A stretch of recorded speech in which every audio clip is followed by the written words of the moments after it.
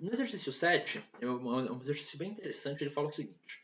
Um cilindro contendo 1 kg de hélio a 150 atm em equilíbrio térmico com o ambiente a 17 graus Celsius tem um pequeno vazamento através do qual o gás escapa para a atmosfera, até que o tanque se esvazia por completo do hélio.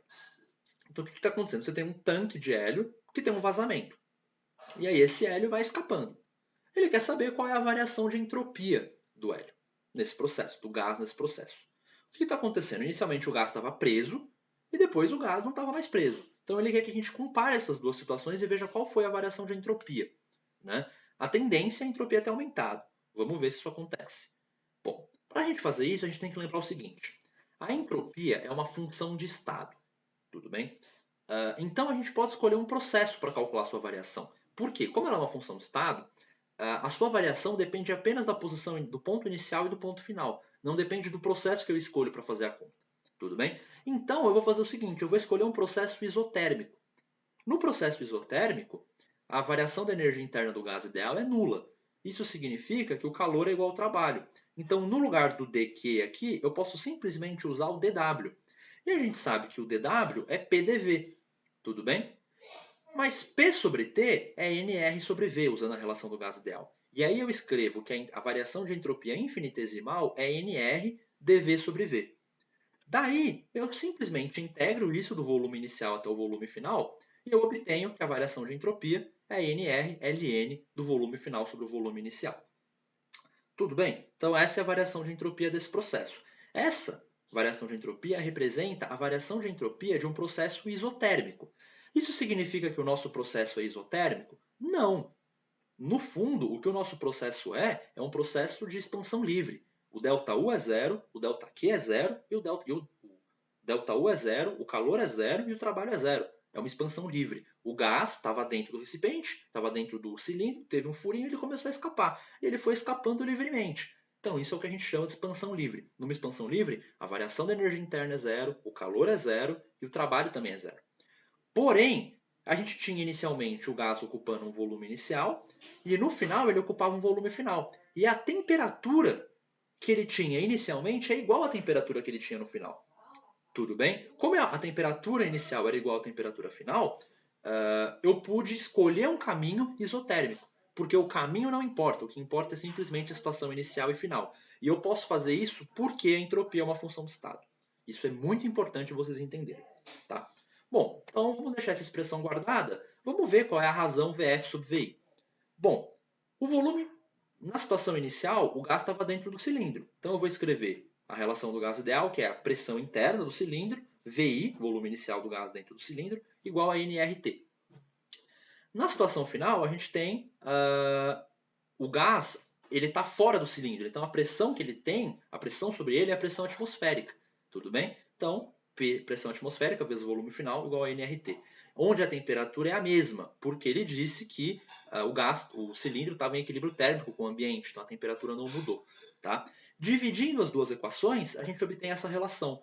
Volume final sobre o volume inicial é igual a pressão interna sobre a pressão externa, que é a pressão atmosférica. Então eu posso trocar o VF sobre VI por P interno sobre P externo. Por que eu fiz isso? Porque eu conheço, eu sei que a pressão externa é 150 vezes a pressão. A pressão interna é 150 vezes a pressão externa. Né? E aí agora a gente faz mais uma continha antes, que é, como ele deu a massa de gás, eu preciso converter isso para mol. Aí basta lembrar que o número de mols é a massa dividido pela massa molar, substitui na relação para a variação de entropia e fica massa vezes R sobre massa molar, Ln da pressão interna sobre a pressão externa. Aí é só substituir. A massa, 1 kg eu converto para grama, 1000, porque aí eu uso a massa molar em grama, a massa molar do L é 4 gramas por mol, vezes o R, 8,31, vezes o Ln de 150 sobre 1, porque a pressão dentro do cilindro era sempre 50 vezes a pressão de fora. Tudo bem? Fazendo essas continhas, a gente obtém que a variação de entropia sofrida pelo gás foi de 1,04 10 a quarta Joule por Kelvin. Tá? Então, esse item era bem interessante porque a gente tinha que discutir essa relação. O processo não é um processo, não é uma transformação isotérmica, é uma expansão livre, mas a gente escolhe, como a entropia é uma função de estado, a gente escolhe um caminho para fazer a conta, um processo que tem os mesmos estados iniciais e finais para fazer essa conta, e a gente faz a conta e obtém isso. Tudo bem? Bom, no item B, ele quer saber qual é a quantidade de trabalho desperdiçada por esse processo. Gente, a discussão é muito simples.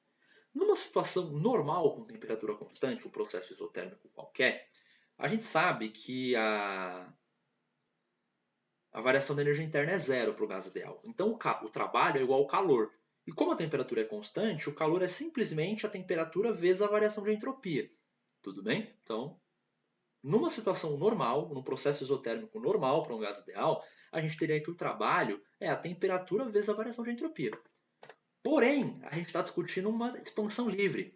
Na expansão livre, a expansão livre é um processo que não é quase estático. A gente não consegue representar ele no diagrama pressão por volume. Né? Então, o trabalho da expansão livre é nulo. Não tem trabalho realizado sobre o gás numa expansão livre. Tudo bem? Então, o que isso significa? Se a gente estivesse num processo normal, exatamente igual a esse, nas mesmas temperaturas, mesma situação, com a mesma variação de temperatura, variando a pressão, mantendo a temperatura fixa e variando a pressão dessa forma como a gente fez as contas, a gente teria um trabalho que é T delta S.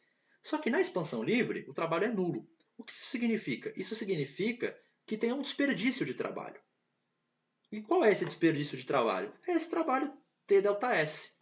Então a gente calcula o trabalho desperdiçado no processo, é o trabalho que eu teria se eu não tivesse numa expansão livre. Tudo bem? Eu estivesse na transformação isotérmica. Então é só fazer a temperatura, 17 graus Celsius, a gente passa para Kelvin, fica 290, e multiplica por ΔS, 1,04 10 a quarta. Então a gente faz esse produto aqui, faz essa conta e obtém que o trabalho desperdiçado é 3,02 vezes 10 a sexta joule. Então esse foi o exercício 7.